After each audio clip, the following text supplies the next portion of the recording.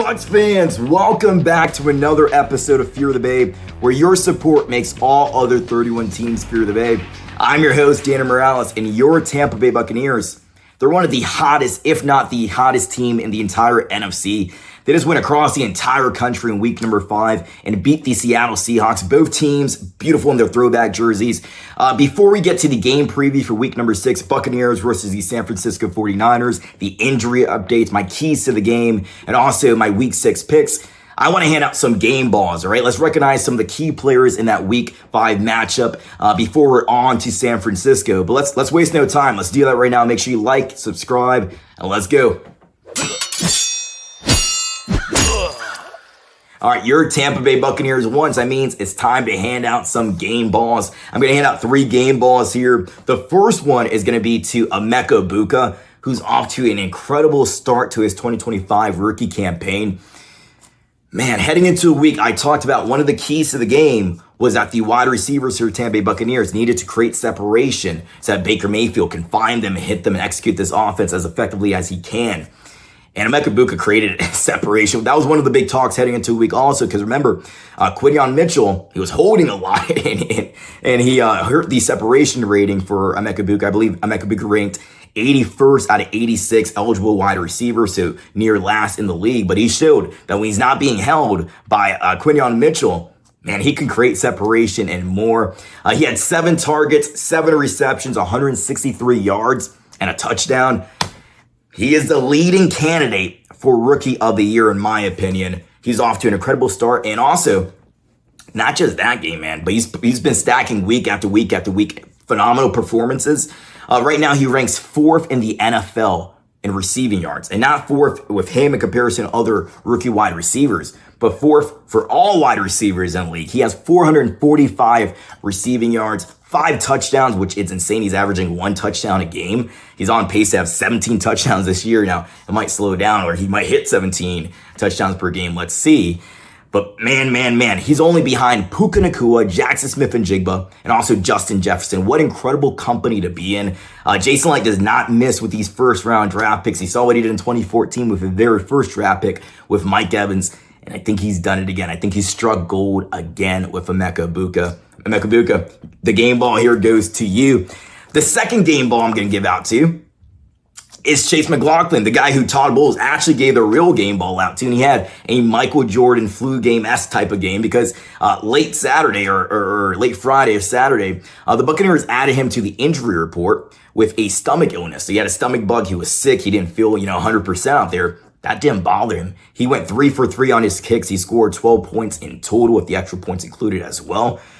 Man, he is a guy who struggled early on in the season. I said I was, on board keeping him. I said that the Buccaneers shouldn't bring in a tryout kicker. They should remain loyal to Chase because he's shown that he's accurate in the past. He's shown that he is a reliable kicker in this league, and it's hard to find. We know that, right? If you've been following Tampa Bay Buccaneers, it's hard to find reliable kickers, and he's shown that he's one of them. So the Buccaneers, I think, decided to do the right thing. Stay loyal to Chase McLaughlin, not try out any other kickers, not get in his head any more than he currently was in his head with that rut, that negative, time period that he was in there. But man, he had the game-winning field goal. He's back to being Chase Money McLaughlin. This second game ball, I know you already got one from Todd Bowles. I'm going to give you one here also, okay? And my final game ball goes out to, you guys could probably guess, right? Quarterback Baker Mayfield, who him and Sam Darnold, they went toe-to-toe with each other, man. That game was going to come down to who had the ball last in their hand. And Sam Darnold had the ball last, but then he turned it over, right? It was tipped off of the helmet of Logan Hall, and Levante David was able to come down with it for the game-sealing interception, and then obviously the Chase McLaughlin kick afterwards. But Baker Mayfield, he had an incredible game for himself. He had 29 completions. He had four incompletions. He had 29 completions on 33 attempts, 379 yards, 2 touchdowns.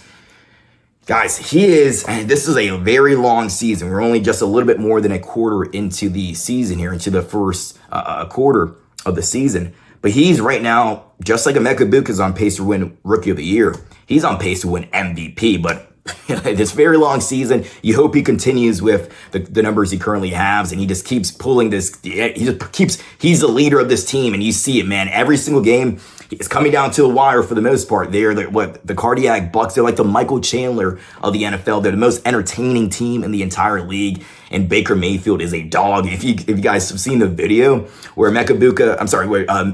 quarterback Baker Mayfield is jawing with the Seattle Seahawks fan who started talking to him pre-game, and he talks to him again. He talks to him there, and you see Charlie Heck and Tristan Wirfs just smiling and laughing. But he goes back up to him at the end of the game when he's leaving into the locker room, into the tunnel. And he's just, man, that's like Ronde Barber said before, he is the perfect quarterback for your Tampa Bay Buccaneers. All right, let's move on from this game, from the Seattle Seahawks game. We're on to San Francisco now. Let's get into the game preview for this Week 6 matchup for two 4-1 teams. This is going to be an incredible game where the Tampa Bay Buccaneers have an opportunity to go 5-1, advance to 5-1 on the season. Let's go. All right, let's get now into this Week 6 game preview for your Tampa Bay Buccaneers. And who is the enemy of the Bay this week? It's the San Francisco 49ers. Now, I'm a huge history guy. So where did that name, the 49ers, even come from? In 1848, John Marshall, he found gold in the American River in California. And once news spread, by 1849, you had people from all over the world leave their family, leave their belongings, leave their life behind, hoping to find gold and get rich in California.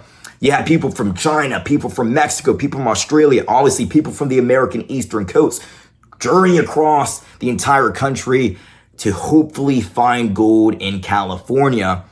Now, here's the thing. Most of them did not get lucky, of course. Most of them found nothing. They went broke in the process. But some people did find gold. Some people did get lucky in California. So here's the question. Will the San Francisco 49ers, who they're an amazing team too, they're banged up, but they're winning games. They're 4-1. But they're going up against, I believe, the hottest team in the NFC and possibly in the NFL. The Eagles, they just lost back-to-back matchups. I mean, will the San Francisco 49ers get lucky this week and win against the Tampa Bay Buccaneers? Only time will tell. But let's get into the San Francisco 49ers offense. Each and every week, I do a huge deep dive on the opposing team so that you do not have to just sit back and listen to what I discovered here. All right, so no Brock Purdy this week for the San Francisco 49ers. He's dealing with a toe injury. Been something that's been plaguing him this entire season. Mac Jones is in, and Mac Jones has already made 3 starts this year. And the San Francisco 49ers, they've been extremely pass heavy, no matter if Mac Jones is in there or if Brock Purdy is in there. So in Mac Jones's 3 starts, he's 3-0. In week number 2, he had 39 pass attempts. In week number 3, he had 41 pass attempts. And in week number 5, he had 49 pass attempts against the LA Rams. So this is a team that's going to be extremely pass heavy. They're trying to run the ball. They haven't been efficient. And I'll talk about Christian McCaffrey next. But they're going to be extremely pass heavy. And why does that matter so much? Well, the Tampa Bay Buccaneers are going to be down 2 of their top corners with Zion out. And also, he's dealing with a thumb injury. And also, the rookie Benjamin Morrison is out too. So, Jamel Dean is going to be your CB1 this game. And I'll talk about injuries and what the cornerback situation could look like later on. But no Zion McCollum, no Benjamin Morrison against a very pass-heavy offense. And so far this year, Mac Jones has been extremely efficient. 86 for 129 pass attempts on 129 pass attempts. 905 yards, 6 touchdowns, 1 interception, 5 sacks. He's been sacked 5 times. The guys love him as well. Jason Pinnock, the starting safety for the 49ers, he said he's a soldier when he was talking about Mac Jones. He's a soldier. I love Mac 10. And Purdy, he's out, of course, and Mac Jones has been very efficient. He hasn't lost a game yet for the 49ers, but he's making it known that he's just filling in right now. He knows how it feels to be the QB1. He's just trying to win as many games as he can for Brock Purdy so he keeps the 49ers in a good position moving forward. He stated after the win against against the Rams, Brock's the starter of this team. So he's making it known he's not trying to be the starter of this team. He's trying to do his job and fill in for Brock Purdy. And once Brock Purdy's able to come back from that toe injury, he will be the starter, the QB1 again. All right, Christian McCaffrey. So like I stated, the 49ers have been extremely pass heavy. They've been giving carries to Christian McCaffrey, but they have not been efficient in the run game. So right now, Christian McCaffrey has a 3.1 yard carry average. So that ranks actually lowest in his entire career. So he's not doing too good in the run game. Now that can change, of course, but he's going up against Vita Vea and this Todd Bowles defense, who have been phenomenal against the runs in 2019. The best team in the league in the league since 2019 against the run. But as a receiver, so he hasn't been too efficient as a runner, but as a receiving threat, he's been deadly. He's been extremely dangerous for the San Francisco 49ers. He has 9.9 yards per reception, which is the highest in his career. They're putting him out there even at slot receiver at times. He's been extremely dangerous for the 49ers. He has, so both Mac Jones and Brock Purdy have thrown 202 pass attempts this year. And he has 52 of those pass attempts. So he's caught 52 of those passes, which is a target share of 25.74, which is first, obviously, for the 49ers. So a quarter of all passes being thrown are going to Christian McCaffrey. So he's obviously dangerous. You know, years have shown he's one of the top running backs in the league. But this year, he hasn't been too efficient in the ground game. You can't ignore it, though. Teams have been selling out to stop the run, of course. But as a receiving threat, he's been extremely dangerous, okay? So Rossi Dennis, Levante David, I'll talk about the keys to the game later. They're going to have a big game here. All right, Jawan Jennings. So they have really, besides Christian McCaffrey or George Kittle out, not much star power at all on offense. They have, guys who aren't really true wide receiver ones, I would say. But Jawan Jennings last year, he had his breakout season. He had 113 targets, 77 receptions, 975 yards, and 6 touchdowns. Again, they don't have a true wide receiver one, but the scheme, Kyle Shanahan's scheme has been effective for them, of course, and we've seen throughout past years. Kyle Shanahan he knows how to beat Todd Bowles in this defense. I don't feel like that's going to be the case this year, just how well the Tampa Bay Buccaneers are doing. Ricky Pearsall is one of those guys who I remember watching the draft coverage last year, and CJ Stroud, I believe it was with Micah Parsons.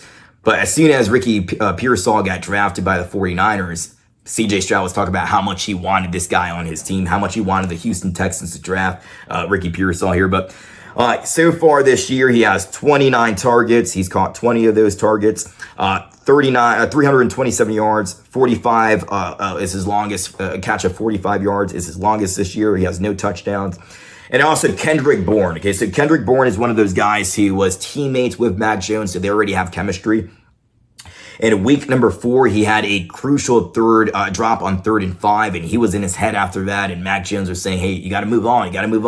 You're a good wide receiver. I know you are. You just got to, have short-term memory and move on to the next game." But that was really something. That drop on 3rd and 5 really got into his head. But the following week, last week against the LA Rams, he had an absolute phenomenal game. Last week, didn't pull it. Oh, right here. He had 11 targets, 10 receptions, 142 yards. So he had like an Emeka Buka type of game. He didn't have a touchdown, but he was very effective in the pass game. So he's a guy who, they don't have a true wide receiver one, but he's a guy that you need to make sure if he's playing the game, if he's healthy, you need to make sure that he minimize his impact. All right. So no George Kittle. So they have Jake Tonges out there. And Jake Tonges is a guy who before this year had no career receptions, no career yards, nothing. Right. But this year he has 19 receptions, 27 targets, 166 yards, and 3 touchdowns. So he's been pretty effective for them for the most part. Not anything out of the world, but he's been able to fill in. And George Kittle should be back sometime soon. He's on IR dealing with a hamstring injury. He won't be back this week. There's a chance that he'll be back next week, but that doesn't affect the Tampa Bay Buccaneers, of course. All right, so PFF has the San Francisco 49ers offense ranked as their offensive line ranked as the 6th best in the entire league. And who's the superstar of that offensive line is Trent Williams, of course, who's in his 16th year in the NFL. This guy, there's no quitting him. You hope, as Bucs fans, right, that Tristan Wirfs is able to have this long of a career and be this productive and this effective, for as long as he has. But this is a 11-time Pro Bowler, a 3-time All-Pro guy.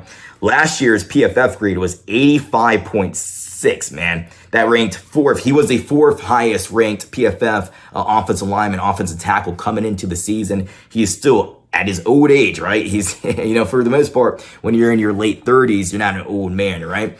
But in terms of football years, when it comes to sports, I mean, he's an old guy, but he's still extremely productive. And this year he has a PFF rating of 77.6 or 77.6 overall. 0 sacks he's given up, and he's only had 1 penalty. So he's been extremely effective there. For the most part, their offensive line, they don't have much star power on the offensive line too, but they've been able to be effective, at least in the pass game and pass protection. But the weakness, the one guy I'm going to talk about, the weakness on this offensive line is the rookie Connor Kobe. So Connor Kobe is a 6'5" guy, 309. He weighs 309 pounds. He's a 7th round selection out of Iowa. So far, his PFF grade is 49.4 overall. He has a 38 overall pass block grade, which puts him at 85th for guards in the league. And also he has a run blocking grade of 59.6, which puts him at 47th out of 105 offensive linemen, offensive guards. And this year he's had 3 penalties, 2 sacks he's given up, 4 quarterback pressures he's allowed, and also 14 pressures. He's the weak link on that offensive line for the 49ers. But for the most part, especially in the pass game and pass protection, they've been pretty effective. And like I said, PFF has them ranked as the 6th best offensive line in the entire league. The best offensive lines, of course, are the Eagles and the Broncos this year. But the 49ers have a very good offensive line. And we saw last week, the Buccaneers, they couldn't really get pressure on Sam Darnold. Now, it didn't matter at the end because they got the win, but they couldn't really get pressure throughout the entire game. And they're going up against a good offensive line this week as well, one of the best in the league. They need to get pressure on Mac Jones because this is going to be a game where he's going to throw a ton of passes, and you don't have 2 of your top corners out there. Let's get now to the defense for the San Francisco 49ers. Bucs fans, want to know how you can help this channel, Fear the Bay, continue to grow and expand? Well, all you have to do are 3 simple things, and they're absolutely free. And what are those things, you might be asking? Well, like, subscribe, and comment. Like, subscribe, and comment. When you do that, when you engage with the content, what happens is YouTube's algorithm continues to push this content out to more phenomenal Bucs fans like yourself. So please, if you have not done so already, like, subscribe, and comment. Those things help me out tremendously, and they help our channel, they help our community continue to grow and grow and grow and expand to brand new heights. Let's get back to the video. We definitely do not want to miss that. All right, let's get down to the defense for the San Francisco 49ers and also their special teams unit. This defense is led by the return of Robert Saleh. Robert Saleh, of course, was the head coach of the New York Jets for the past few years. He got, obviously fired mid-season. Now Aaron Glenn is who the Buccaneers saw in week number 3 for the home opener. He is the new head coach of the New York Jets, and they're off to an 0-5 start, I believe. But Robert Saleh has this defense, as always, playing right tough. They're a smart defense. They're playing physical. They don't have those big names. They lost Nick Bosa early on. He has a torn ACL. Their one big name is Fred Warner, who is a game wrecker. We'll talk about him later. But they're doing great things with the defensive unit without those big name guys. Just like on offense, it's just the scheme on offense of Kyle Shanahan, the scheme on defense of Robert Saleh. They're good schemes, and it doesn't really matter who they have out there. They're just good coaches, and they can get the job done with the guys they have out there, right? That next man up mentality. And just like Buccaneers, again, 49ers have been hit by the injury bug pretty hard this year as well. All right, so this defensive line, I think a weakness is the interior of this defensive line. Now, they're a base 4-3 defense. They do play nickel as well, of course. They interchange. They move a lot of guys around, too. Sometimes you're going to have a guy like Huff out there, on the edge. It's just you're moving guys around always. So the guys that go through right now, sometimes they're out of the game, sometimes they're in the game. They like to move guys around a lot. Mikael Williams, though, he's a rookie. I want to talk about him real quick. He was the 11th overall selection this year out of Georgia. Throughout his 3 years at Georgia, he had 17 starts, 21 and a half tackles for losses, 14 sacks, and 3 PBUs as a defensive lineman. So far this year, no sacks for him. It's a short sample size, of course. We're not too far into the season, but 0 sacks, 11 pressures. That's good. And also 1 QB hit. You just hope he doesn't have a breakout game, right? He's a good defensive lineman. You don't get picked that high if you're not a good defensive lineman. But you just hope he doesn't have a breakout game against the Buccaneers. If he's going to have one, you hope it's afterwards, of course. Interior defensive lineman. You have Kalia Davis, 6'2", 310 pounds. I mean, he's a guy in high school who talked about he had wide receiver dreams, and the coaches shut that down pretty quickly. It's always funny when a defensive lineman, a guy who becomes a defensive lineman, you want to be even like a guy like Vita Vea, right? He was big in high school, but they had him at running back, running guys over, right? But in 2025, this year, his PFF grade is 44.4 overall. He ranks 160th out of 186 eligible defensive linemen. So towards the ranked almost last in the league. This year, he has 0 sacks, 0 pressures, 0 QB hits, and 2 tackles for losses. I mean, they move a lot of guys around, but the interior of that defensive line is a bit of a weakness. Next to him, you got Jordan Elliott. 6'4", 303 pounds. He's in his 6th year of his career. He was a 3rd-round selection to the Cleveland Browns out of Missouri. This year, he has a 56 overall PFF grade. He has 0 sacks, 0 QB hits, 6 pressures, 1 tackle for loss. So those 2 interior defensive linemen, I mean, not much of a problem there. If I was Josh Grizzard, kind of like in that Houston Texans game, I think I want to attack. When I'm running the ball, I want to go up the middle, attack those 2 guys there. Let's go down to the linebackers. So again, they're a 4-3 defense, but a lot of times they're playing nickel 2 and they're moving guys around. So, you don't really stick much in your base here nowadays. But Luke Gifford, he was more of a special teams guy throughout his entire career, but he's made 2 starts for the 49ers this year. He has a 75.5 overall rating, which puts him at 24th overall in terms of linebackers there, but he does only have 54 defensive snaps, and he has 3 tackles for loss, and not much there. But the main guy on this defense, of course, is Fred Warner. Fred Warner, Josh Grizzard talked about it. Baker Mayfield talked about it. He's a game wrecker. He's extremely smart. He's one of the best, linebackers in the game right now. Him and Lloyd out of Jacksonville, I'll say those are the top 2 guys this year so far. He's a 4-time All-Pro guy, 4-time Pro Bowler. That was in 2020, 2022, 2023, 2024. I mean, he's one of the best linebackers in the game right now. He ranks right now in the league, in the NFL. He ranks 3rd in total tackles with 50 tackles. He's also the San Francisco 49ers all-time forced fumble leader. He has 17 throughout his career. Right now, his PFF grade is a 93 overall. That puts him at 2nd best in terms of linebackers in the league. He has 2 forced fumbles also this year.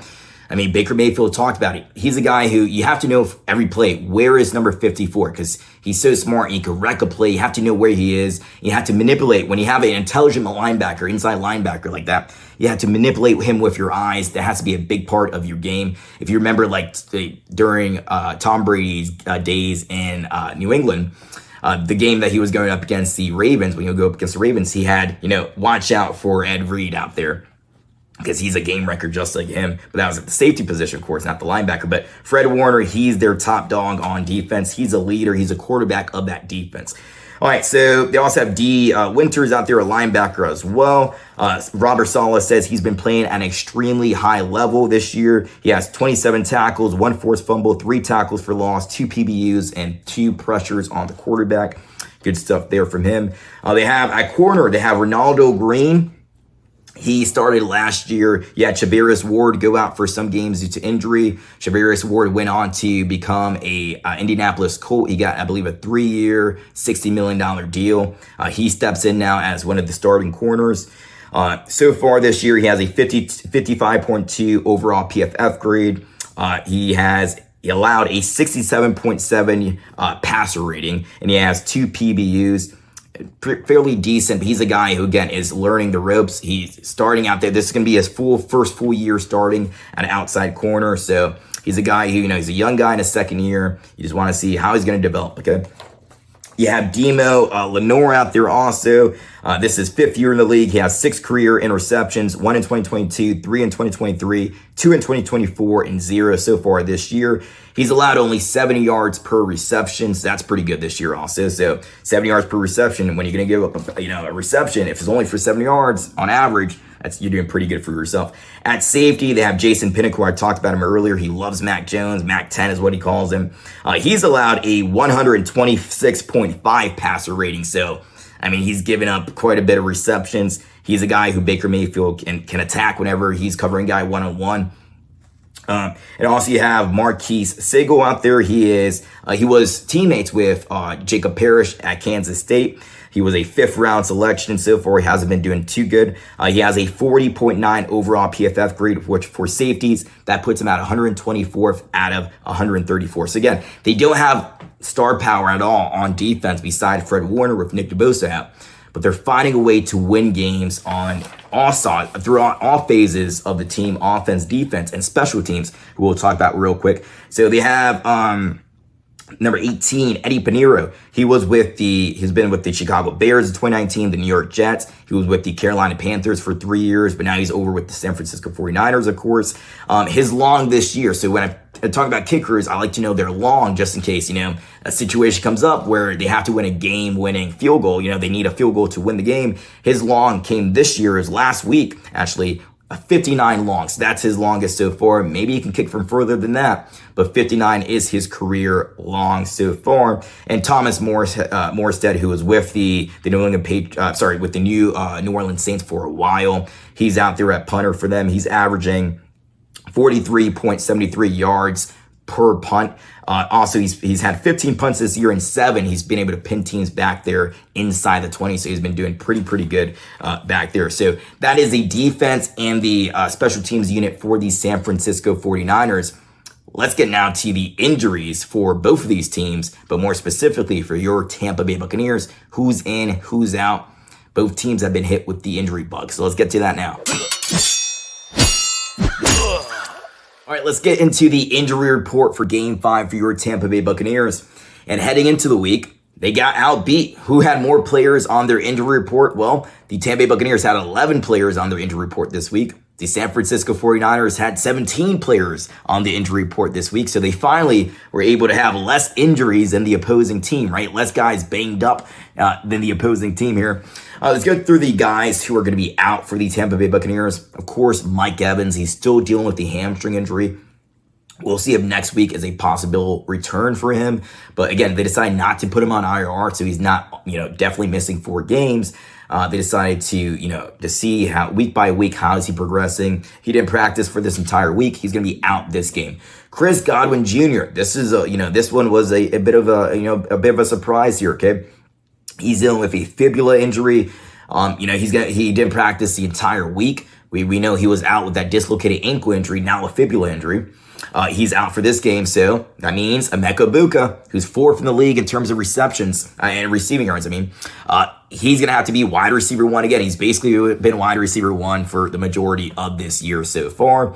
No different. You're going to have Tez Johnson get more reps out there also. Ryan Miller, Sterling Shepard, of course, the veteran. But no Chris Godwin Jr. this week. That's big. Bucky Irving, we know he's been dealing with a few things. He's been dealing with the ankle injury off that fumble he had against the Eagles where his ankle, it didn't look too good. And the replay, I didn't like looking at that. And he's dealing with also a shoulder injury, which some reports are saying that shoulder injury might be a bit worse than that ankle injury. And he's posting all these things on Instagram, like positive things. But it's just it seems like, I don't know, he's trying to remain happy with such a down situation. But let's see how long he's out for. But the Buccaneers, Todd Bowles said they don't see that as, they don't have an RB1 and RB2. They basically have an RB1A and RB1B, So Bucky Irving being that 1A, Rachaad White being that 1B, of course. And Rachaad White, he didn't do too good in the ground game. He had, I believe, 11 carries, 26 yards, but he did have 2 touchdowns. And the Seattle Seahawks defense, they were a really good defense to go up against. They allowed 0 rushing touchdowns throughout the entire year. And then they give up 2. One is a stiff arm touchdown rushing by Rachaad White. So no Bucky Irving. That just means Rachaad White and Sean Tucker are going to have to carry the load here. All right, Zion McCollum. He's dealing with a thumb injury, and Todd Bowles stated he had a little procedure done on his thumb. There was a chance early in the week that he was going to be able to play. It came down to probably pain tolerance most likely, and Zion's not going to be playing in this game, which is a huge blow for the Tampa Bay Buccaneers when they're going up against a very pass-heavy offense with the 49ers.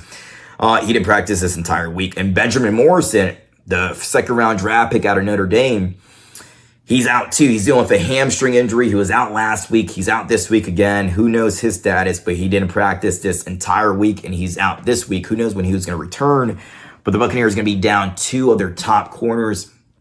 It was like that last week also. You had Zion McCollum out there as their main CB1, of course, your main starting corner. What they decided to do was, in base, they had Jacob Parrish play outside corner, and whenever they went a nickel, they pushed him inside into the nickel position, which I thought they were going to do anyways. But they pushed him inside at nickel, go back to his original position, and they had Kendall Vildor out there playing outside corner. Now, Kendall Vildor did give up a touchdown, but it was a really smart play design by Clay Kubiak, bringing Jackson Smith-Njigba in motion coming across, and he just gets open, working against Kendall Vildor.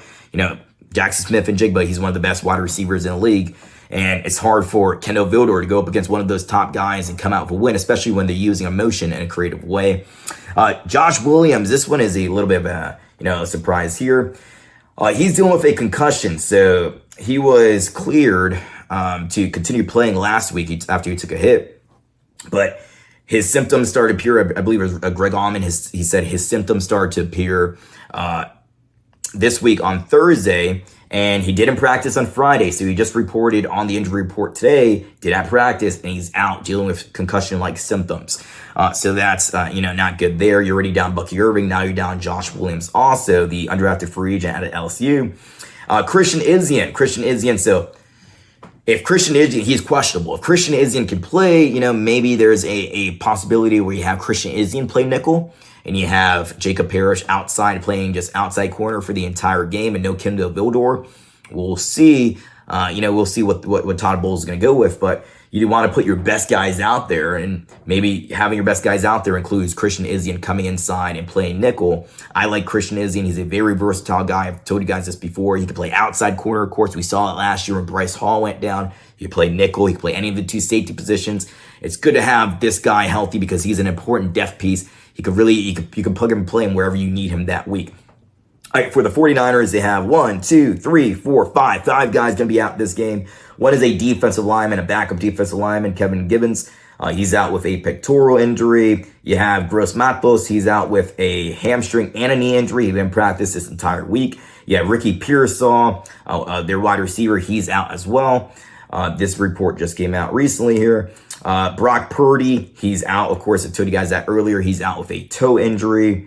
And you have Jordan Watkins, who's out with a calf injury. So all these guys are going to be out for the 49ers this week. Now, let's get into the keys to the game for the Tampa Bay Buccaneers as they're going to play at Raymond James Stadium, and they hope to advance to 5-1. But what do I think they need to do to make sure that they solidify that win? They escape. They leave Raymond James Stadium happy with smiles on their faces, celebrating the locker room, and we get a victory on Monday. Let's get now to the keys to the game. All right, let's get into the keys to the game for your Tampa Bay Buccaneers. If the Buccaneers do these 3 things, I think they come out of week number 6 with a victory and advance to 5-1. The first key to the game for me is, we talked about earlier, Christian McCaffrey. Now, I'm not scared of him as a rusher here this week. I think, they haven't been really efficient in the run game. Like I told you guys earlier, he has 3.1 yards per carry, the lowest of his career. He can tear it up this week, and he can just rush for, 100 plus yards, 120 plus yards. He has that ability in him, of course.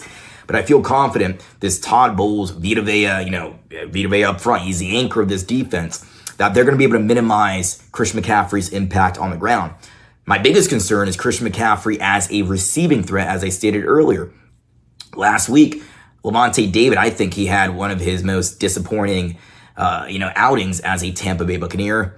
I think he allowed 2 touchdowns, and one you can argue it wasn't him. It was more Hassan Reddick or whoever, But one of the touchdowns that were given up by A.J. Barner, and last week I told you guys that the Tampa Bay Buccaneers needed to minimize the impact of the 2 tight ends for the Seattle Seahawks, A.J. Barner and the rookie Elijah Arroyo. They minimized Arroyo. They didn't minimize A.J. Barner, though. A.J. Barner had 2 touchdowns. And one of those touchdowns, Todd Bowles had Hassan Reddick drop back into coverage on the goal line real quick, too. He drops back in the goal line instead of rushing the passer, but he drops back into coverage, Hassan Reddick does. And he's working up against A.J. Barner, but he pushes off the assignment because they're playing zone. He pushes off the assignment to Lavonte David. Now, maybe it wasn't communicated properly. That's what I think happened. But Lavonte David didn't know that A.J. Barner, this big 6'6", 251-pound tight end, is behind him. So he's wide open, and Sam Darnold hits him for a touchdown. And the other touchdown to A.J. Barner was just Lavonte David not being able to make the tackle or even use the sideline to get A.J. Barner out of bounds and to make sure he does not score the touchdown. But he was just holding on and all this, and A.J. Barner, again, big guy, 6'6", 251. The aging inside linebacker, Lavonte David, just couldn't bring him down. Also, Savassi Dennis has been very bad in space, and, he hasn't been as good in coverage as I thought he was going to be this year. I had high hopes for him. He could still turn around. I hope he really does. But I've been seeing also sometimes Deion Jones come back into the game, and that's not a vote of confidence, right, in Savassi Dennis. Those 2 guys, they need to step it up this week because at times they're going to be covering Christian McCaffrey or trying to make a tackle in space against Christian McCaffrey, who, again, he's one of the best running backs in the league, but also this year he's 7th in receiving yards. He's getting 25%, over 25% of the target share for this offense, this pass-heavy Kyle Shanahan San Francisco 49ers offense. You're going to need to minimize him as a receiving, obviously as a rushing threat, but of course as a receiving threat as well. Second key to the game, you got to get pressure on Mac Jones. The pressure this year for the Tampa Bay Buccaneers, for the most part, has felt non-existent. You saw it against the Eagles. You saw it against the Seattle Seahawks this week. I mean, Hassan Reddick and Yaya Diaby, I mean, at times it feels like they're not even in the game, right? It doesn't feel like, the one, the interception that Lavonte David caught, Antoine Winfield was blitzing in. It was a DB blitz, a safety blitz. He was able to create good pressure there. That was one of the few times that they were able to create good pressure throughout the game on Sam Darnold. The ball, again, gets tipped off the head of Logan Hall, and Lavonte David redeems himself after giving up 1, possibly you can say 2 touchdowns to A.J. Barner.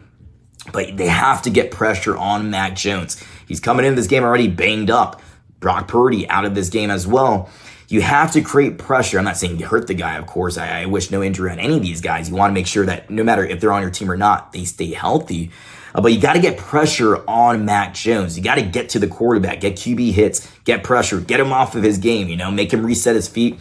He's not a mobile quarterback also. So you want to get him out of the pocket, mess him up, mess his timing up. You have to get pressure on the quarterback. And, Hassan Reddick, Yaya Diaby, I mean, they're missing for most part of the game. Like they feel like they're not even on the field. Get pressure on Mac Jones. Get to the quarterback. Get those pressures. Get those sacks. Get to the quarterback. And lastly, they say special teams key to the game. Last week, the coverage unit for the Tampa Bay Buccaneers and special teams, they didn't do a good job. It felt like every single time that they were kicking off or punting to the Seattle Seahawks, the Seahawks were getting the ball right about midfield.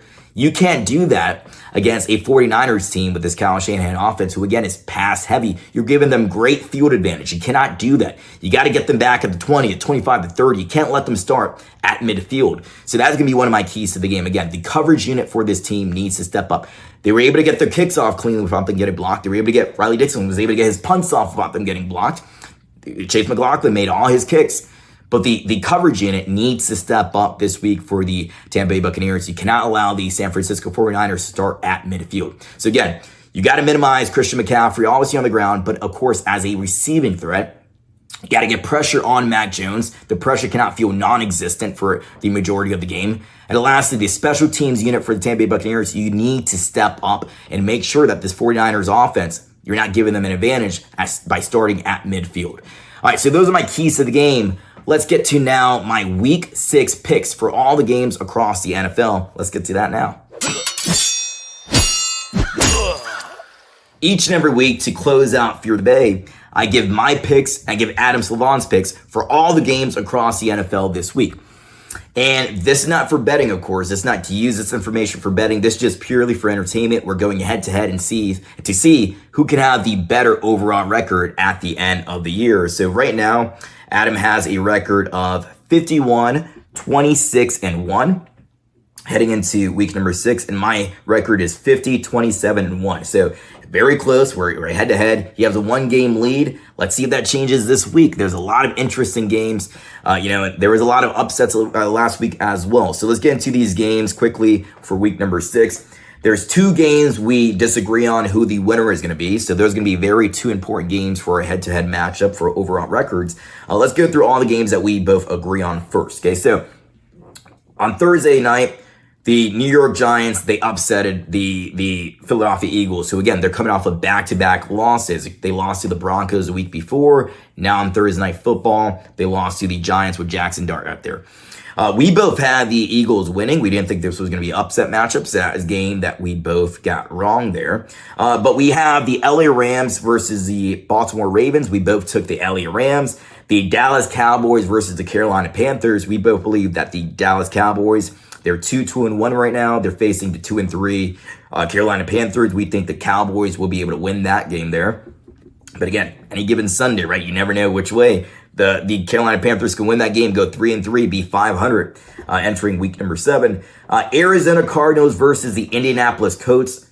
Daniel Jones has been phenomenal this year for the Indianapolis Colts. We both have Daniel Jones and the Colts winning that matchup. The LA Chargers versus the Miami Dolphins, who they've been a roller coaster up and down this year. More down than up, of course. But we both have the Chargers and Justin Herbert winning that game. Cleveland Browns with Dylan Gabriel as a starter, the QB1. They traded Joe Flacco away. Versus the Pittsburgh Steelers. We both have the Pittsburgh Steelers and Aaron Rodgers winning that game. The New England Patriots versus the New Orleans Saints. The New Orleans Saints, they got their first win last week. They're going up against the Patriots, who they were able to beat the Buffalo Bills, who I believe are going to be the right now, early prediction is they're going to be the Super Bowl team for the AFC. We both had the Patriots winning here. The Tennessee Titans versus the Las Vegas Raiders. The Tennessee Titans, they finally got a win against the Arizona Cardinals. But we both have the Raiders and Geno Smith, who's had a lot of turnovers this year so far. But I feel like the Raiders, I'm sure Adam does as well, they're the better team out of these two teams. They're not a great team, of course, but they're better than the Tennessee Titans. So overall, San Francisco 49ers versus the Tampa Bay Buccaneers. We both have the Tampa Bay Buccaneers winning this week in week number 6. Cincinnati versus Green Bay. We both have Green Bay. The Packers win that game. The Detroit Lions versus the Kansas City Chiefs. The Chiefs, they haven't been looking so good this year as well. They lost to Jacksonville, Liam Cohen, 4-1, doing pretty good so far for himself as the new head coach of the Jacksonville Jaguars. But we both took the Lions over the Chiefs here. We have the Buffalo Bills versus the NFC, one of the rivals for the Tampa Bay Buccaneers. The NFC South rivals, the Atlanta Falcons. We both took Josh Allen and the Buffalo Bills to win that game. Chicago versus Washington. The Bears versus the Commanders. We both took Jaden Daniels and the Commanders to win that game. So what are the two games we think a little bit differently on who's going to be the outcome, who's going to be the winner of that outing? We have the Denver Broncos. The first one is the Denver Broncos versus the New York Jets. The Denver Broncos, they won last week against the Eagles. I'm taking the Denver Broncos in that game over the Jets. Adam Slivon you can follow him at Adam Lives on Instagram and X. But he is taking the New York Jets to win that game. So that's one of the games that is going to be really important for a head-to-head matchup. And also the Seattle Seahawks versus the Jacksonville Jaguars, two teams who are doing really good so far this year. And the Seattle Seahawks went toe-to-toe with the Tampa Bay Buccaneers. Right now, if the playoffs were to begin today, the Buccaneers would be the 3rd seed. The Seattle Seahawks would be the 6th seed. So this would be the first team who the Tampa Bay Buccaneers would have to see in the playoffs. And man, that was a fun matchup. It will be a really fun matchup if the Buccaneers see them again. I have the Seattle Seahawks winning here. He has Liam Cohen and the Jacksonville Jaguars and Trevor Lawrence winning at home there. So those are all our picks for week number 6. And you can write your picks below. You can follow. You can try to compete with us each and every week. And again, this is purely for entertainment. Let's get now to our closure. Let's finish out this show. Bucs fans, thank you guys so much for watching this game preview for the Tampa Bay Buccaneers versus the San Francisco 49ers. The Buccaneers have a chance, a real chance to go 5-1 and solidify their spot early on as the best team in the NFC. I mean, if I was any other team in the NFC, I don't want to see this, even though they're all banged up and the Buccaneers are going to get healthier throughout the year and especially towards the end, hopefully, unless there's more injuries, more major injuries. This is going to be a dangerous team. If I was any other team in the NFC, I would not want to see the Tampa Bay Buccaneers in the playoffs. I hope they face other teams, and then if they get to me, if they make it through them, then they get through me, and then I got to face them head on then. But they are an extremely hot team with a candidate for MVP who's probably the front runner, Baker Mayfield, and a guy who is probably the leader of the pack in terms of Rookie of the Year for Emeka Bucca there. So guys, thank you guys so much for watching. If you haven't done so already, please like, please subscribe. That helps out the algorithm. That shows YouTube that people love the content they're watching. And also make sure you guys share as well. If you know somebody who doesn't know about Fear the Bay yet, let them know about Fear the Bay. I hope you guys also like the new graphics that I put up for the game preview. You know, a lot of hard work goes into the graphics and all that, but I want to produce the best quality product that I possibly can. I'm a one-man show, as I stated last week, but I mean, I try to do the best that I absolutely can. I want to produce the best, highest quality product that I possibly can each and every week. It's a lot of work, but I love the grind, right? Thank you guys so much for watching. I'm your host, Danny Morales, and let's see, will the Tampa Bay Buccaneers win, or will the San Francisco 49ers get lucky like the gold miners try to get lucky in 1849? Let's see what happens, but I'm pulling. I think the Tampa Bay Buccaneers and Todd Bowles finally get a win over Kyle Shanahan and the San Francisco 49ers. I'm your host, Danny Morales, signing out. Bye-bye.